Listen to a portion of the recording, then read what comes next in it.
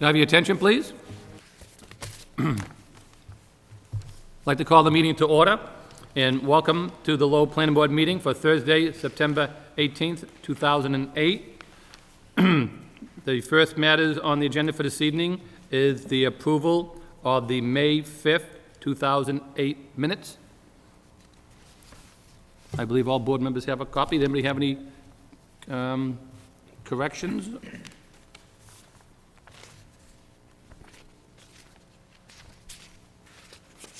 I have none here and no corrections. Let me make a motion to approve.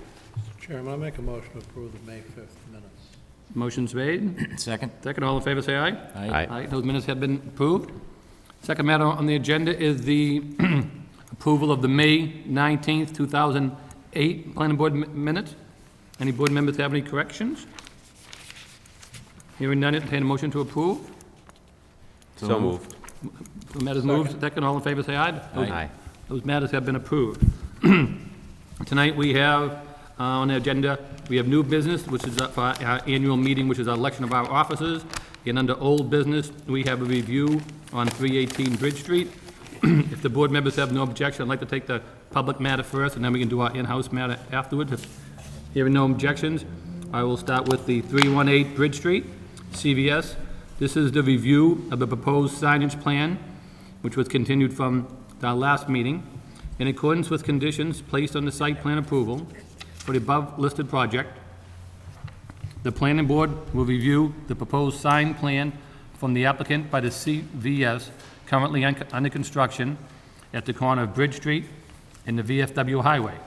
The plan includes the design, size, and location of the signage proposed on the CVS building. A 20-foot tall and 12-foot wide pylon sign located at the corner of Bridge Street and the VFW Highway, and 4 signs providing directions for vehicular circulation onto and throughout the site. May we hear the case for the applicant, please? Mr. Chairman, members of the board, 81 Bridge Street, representing CVS, and with me tonight is Richard Westergren from Point Signs, who designed the signs for the project.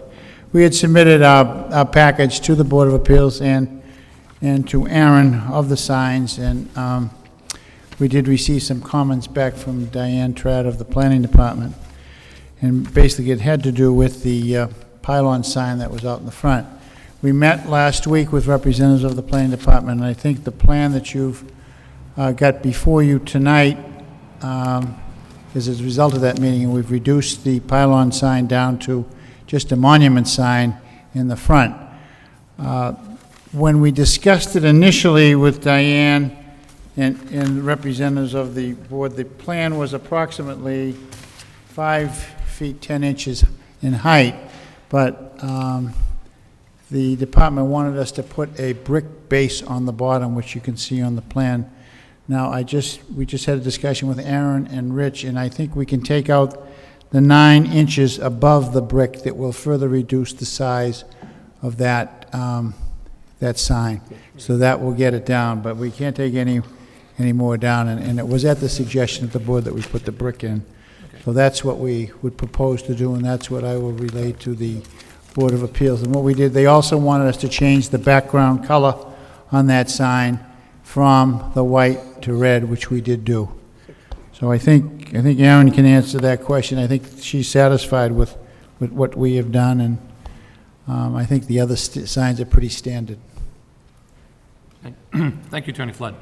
Aaron, do you want to be heard on any comments? I know you had an opportunity as an associate planner for the city, and indicated that you did tell us that you were going to meet with the applicant, and as Attorney Flood said, you did have that meeting. Anything you'd like to bring to our attention as a result of that meeting? Yeah, no, I could just kind of confirm what Mr. Flood was talking about. We had a chance to meet last week and discuss some of the primary design issues that our department, and particularly Diane had with the large pylon, and to their credit, came in and really addressed those issues.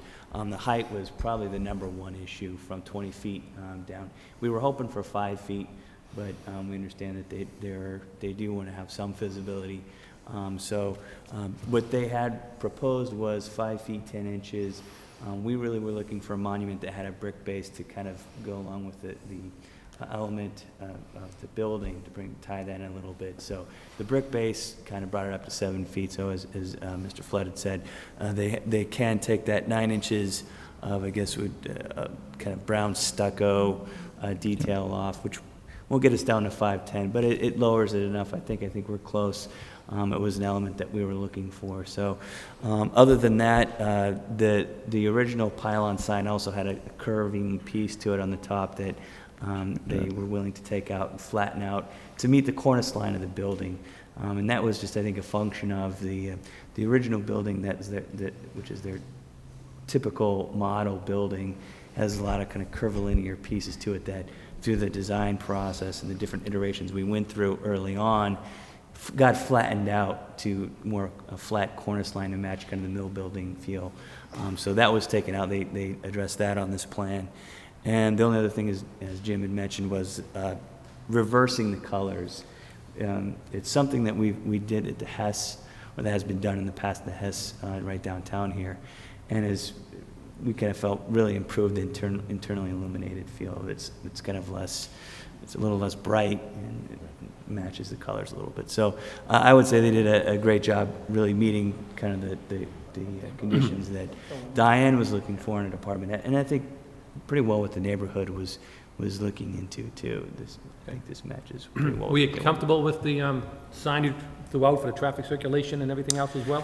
Yeah, everything else was fine. The traffic circulation is sized well. We didn't see any problems with that. And then the signage that was on the building, we pretty much we've seen throughout. So really, the only thing that we had a real question with was the large pylon sign that's been turned into the monument. So I think we're pretty happy with the outcome. Thank you, Aaron. Any board members have any questions, concerns, any questions? Mr. Gentleman? Yeah, I was just curious, Aaron, about the the illuminated signs on the building. Those satisfactory to your standards? Yeah, those are fine, yeah.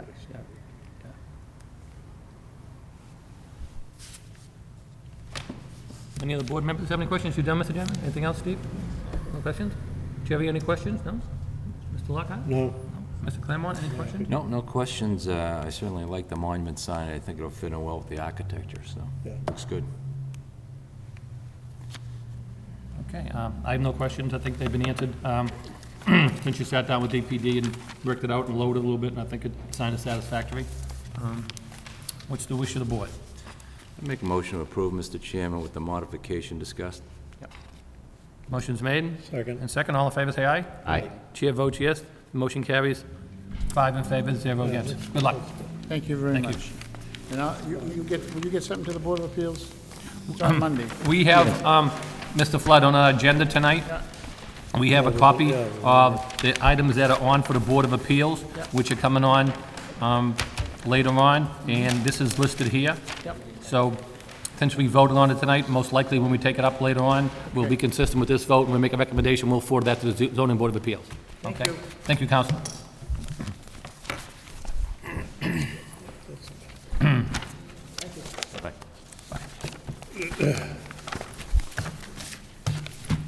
Moving along, getting back to new business, this being considered our annual September meeting by our bylaws, we do have tonight on our election of officers.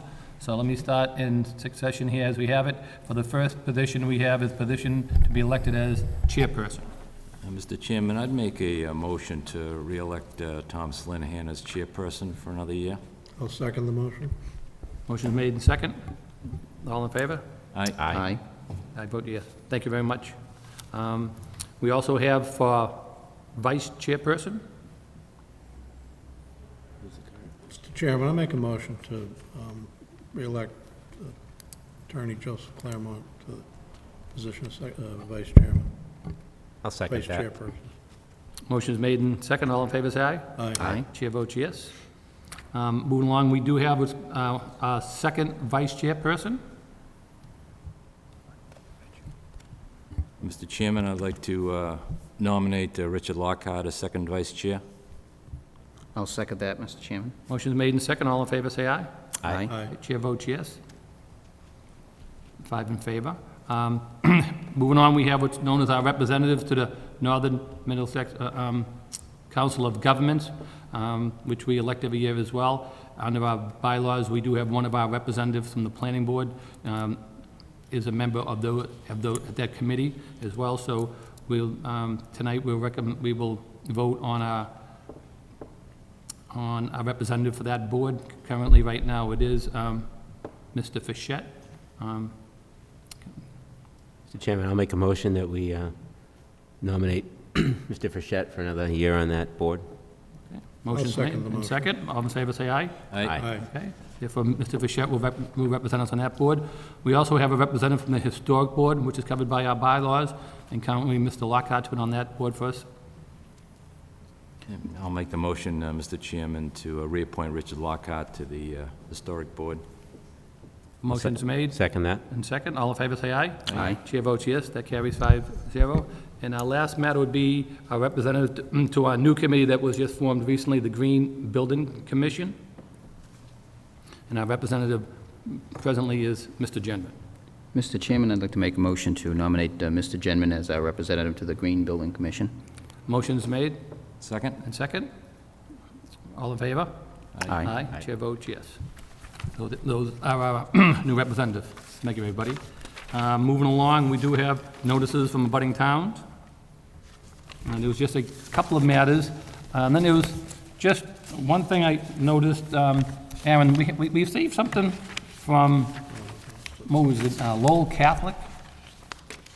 That you put in our packet that says they were gonna do some development up there, and they requested that you advise if the event, that the proposed project conflicts with the existing local and regional comprehensive plan.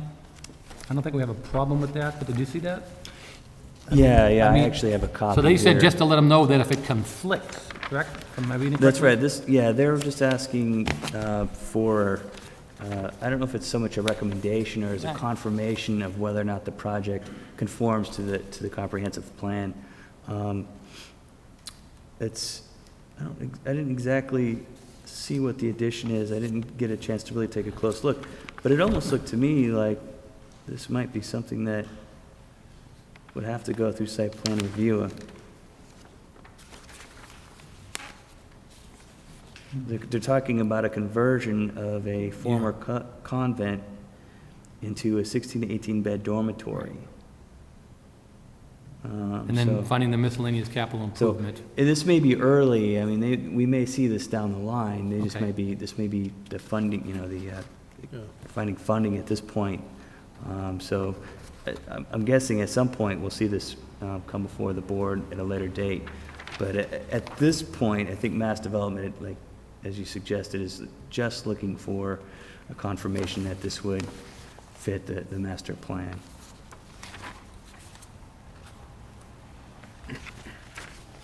Information.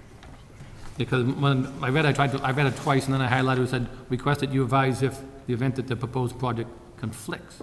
Now, like, so they wanted to know from us if it does conflict with the regional comprehensive plan, where it's already up there now. I'm sure it doesn't. It'd be, like I say, maybe a site plan down the road, but at this point in time, it probably wouldn't conflict with the comprehensive plan, would it, since that school is already there? Right, yeah, I think it's, I think it's I just mean, you have St. Margaret's right next door, so we do have, I think this is a procedural step that they're required to do, and I think Right. it seems Okay. to Yeah, me that's just pretty what it obvious sounds that it fits with the comprehensive Mr. plan. Chairman, Sure. my understanding, I just would say that I believe they're looking to purchase the convent that was from St. Margaret's, which is across the street, and looking to put dorms in there, so that's, that's what is being proposed. So there might be a slight, oh, so it's not on the premises that are there now? I believe it's going to be across the street, is my understanding. Oh, okay. So then we'd definitely see it on site plan later. Right. Okay. Right. And do you think we need to act on this at this point in time, or just for notification purposes that, I mean, we only said, we send it back if we think it conflicts? Yeah, I think could be just a notification purpose. I mean, Okay. there's nothing that comes to my mind from the plan, from the master plan that would indicate that this would conflict with it. If anything, I think it would pretty well fit within the master plan. When you think about the neighborhood character section of the master plan, talking about, redevelopment and strengthening neighborhood institutions. So it seems to me like this would fit pretty well with it. I haven't pulled it out and gone through it from section to section, but there's nothing here that jumps out at me that would be a red flag. Okay, thank you. Moving along on the correspondences, we do have a report on the A&R plan, as well as some proposals from other cities and towns. This is usually communication towards us. If entertain a motion to place that on file if need be. So moved. So moved. All in favor, say aye. Aye. Aye. Okay. Moving along on the agenda, we do have two matters that are on for our zoning board of appeal notices. These matters will appear on June 22nd, 2008, at 6:30 p.m. before the zoning board of appeals, which will be held here in the city council chambers. These matters come before us for a recommendation only. The first matter is for a petition for special permit. The applicant is Ronald Lucas, care of James Flood Jr. The property is located at 150 Industrial Ave East, and it's a commercial high-rise zone. Petition to allow an adult daycare use according to section 12.3J of the zoning ordinance. We do have an application in here that indicates the extent that the proposed alteration, if any, is a new building, a special permit for sign, and it's necessary for a business purpose. Besides that, we don't have a real, oh, wait a minute. No, I'm sorry, I'm reading the wrong one. I had the one before. Okay, this is, I read the CVS ones, I apologize. This is, I had them in the wrong order. This is for 150 Industrial Ave East, correct? So this is a vacant industrial space, and they want to put in an adult daycare. Complete renovation of approximately 10,000 square feet of vacant industrial space. Special permit to use space for an adult daycare. There's a need for this type of service for adults 18 and over. It will provide recreation, medical, rehabilitation, and social services to adults with physical and/or mental disabilities or impairment. And basically, we just have a copy. It's an existing building. It does say it's tax exempt. And we do have a plan just showing us where it's located on Industrial Ave East. I don't know if the board has any questions. I'd like to know a little more about the situation myself going in there, but. Sammy? Oh, Yeah, I think. This is, just a comment to us. You hate to see, industrial space used for this purpose. I mean, that's, I think that's unfortunate in a way. I mean, it's, Redevelop it. yeah, Reuse it. really, but, I mean, without knowing the particular, I would have some concern about, I certainly couldn't recommend without having some testimony, but I have concern at just taking that type of space in this city and using it for this purpose. Yeah, I agree. Without hearing the full presentation, it's difficult to make a determination as to whether Very. it's good, bad, or indifferent, so I'd probably recommend we take no action on this particular matter. Motion's made that we take no action by Mr. Claremont. Second the motion. Second matter, all in favor, say aye. Aye. Chair votes yes, therefore, our recommendation this time is no action without further information. The next matter is indicated, this is a special permit for the CVS. This is at 366 Bridge Street to allow the signs according with the zoning ordinance. That's the matter we just took up on a new business tonight. I mean, old business, which was carried over from that site plan. So if the board would like to make a motion consistent with what we voted on earlier, we could do that. Make a motion to recommend approval consistent with our earlier vote with the modification discussed earlier. Second that, Mr. Motion Chairman. made and seconded by Mr. Mr. Chairman, on the motion, it does say here to allow internally illuminated signage, so I think it would be based on our revised plan. Yeah, as per recommend. plan, as modification. Okay, so we'll go back and put down as per modified plan that we approved tonight? Correct. Okay. Is that acceptable to all board members? Yes. Okay. Aaron, do you understand what we vote on that matter? We want to be consistent with what we voted on earlier this evening? Yeah, that the recommendation is based on the modification that was made earlier in the discussion. Yeah, Okay. no problem. Moving along under that, zoning board of appeals. Any general correspondences from any of the board members? I do have one item that's come up. It's something that came up while our financial department was looking at tax title properties, and there seemed to be some issues where some properties kind of disappeared, and they were wondering if it was, or they were thinking it was a situation where properties been merged through the A&R process or split. And we've never, in our applications for A&Rs, asked for tax status or, whether or not the property's paid up, basically. This is something that the ZBA includes in their applications for a special permit or a variance. So some discussion in the department was just to add that certificate into the application for A&Rs so that when we receive them and sign off on them, that we're sure that they're paid up. There's not honestly a whole lot we would do about it. It's more informational.